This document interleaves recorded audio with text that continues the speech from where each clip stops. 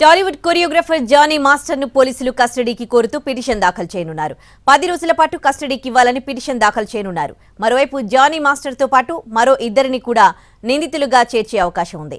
Johnny master భార్యపై case నమోదు చేసేందుకు పోలీసులు సిద్ధమవుతున్నట్లు సమాచారం. జానీ మాస్టర్ తో కలిసి లేడీ కొరియోగ్రాఫర్ ఇంటికి ఆయన భార్య కూడా వెళ్లారని, వేధించారని, దాడి చేశారని ఆరోపణలొచ్చాయి. దీంతో పోలీసులు ఆమెను నిందితురాలుగా చేర్చనున్నారు.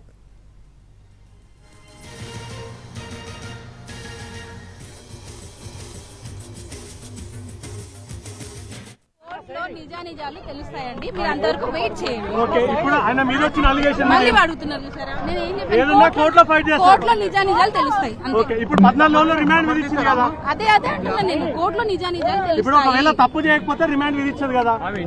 రిమాండ్ అనేది ఎవరికైనా కామన్ అండి. ఎఫ్ఐఆర్ ఫైల్ అంటే ఎవరైనా వేస్తారు. అదేమి కేసు అది నిజమైతే వేయరు.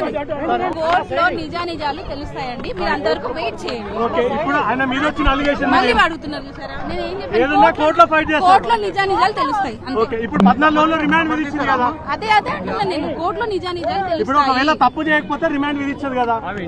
రిమాండ్ అనేది ఎవరికైనా కామన్ అండి. ఎఫ్ఐఆర్ ఫైల్ అంటే ఎవరైనా వేస్తారు.